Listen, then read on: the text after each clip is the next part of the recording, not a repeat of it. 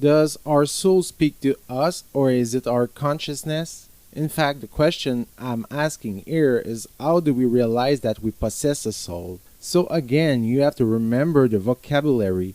Our soul in the biblical sense can be our heart, but it is not in this sense that theology usually uses this term. Usually, it is rather the inner cause that makes us one living being, and yet we have dozens of quite different vital faculties, a common body with plants, still able to grow and to nourish itself, and it is done unconsciously.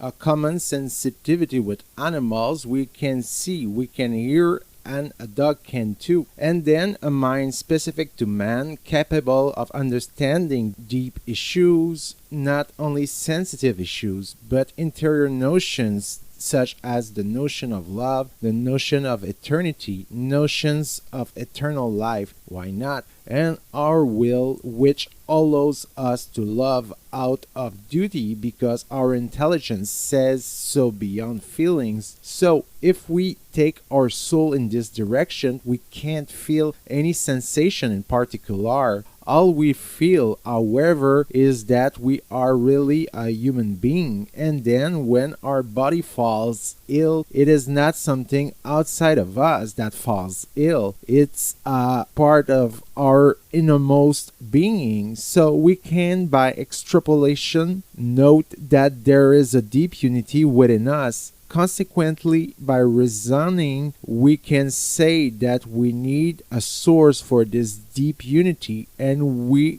will call it the soul. So, in this sense, our soul cannot be felt. We understand that it exists because everything is necessarily done. Our being is unified with the source or cause. So, what do we feel? What is this interior perception that we feel and that the Bible will currently call the soul? This is another issue. This is, first of all, the interior of our mind. Our mind is linked to a sensitive, loving faculty. It means that we cannot separate the will to love. For example, this woman who is my wife, to remain faithful to her and the feeling that I have for her, things are unified. We don't cut man into pieces like that. This is just imagery. Therefore, we will call it our heart, but also our soul according to other languages. That word has therefore several meanings. On the other hand, what we know well because we experience this, that we do not have only one soul in this sense. That is to say, an affectivity, a sensitive heart, as do animals. Animals also have a lot of feelings, but in addition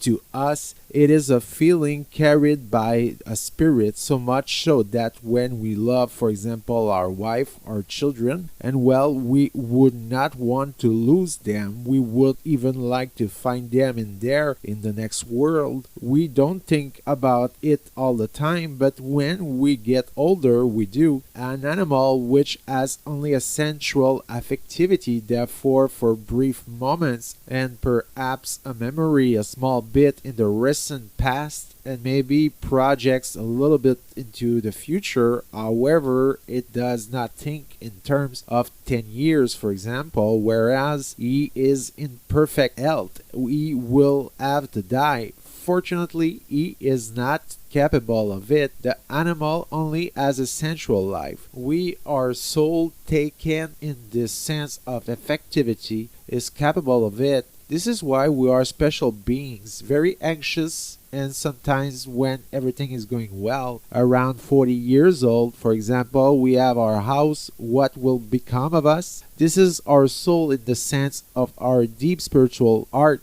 that asks such a question.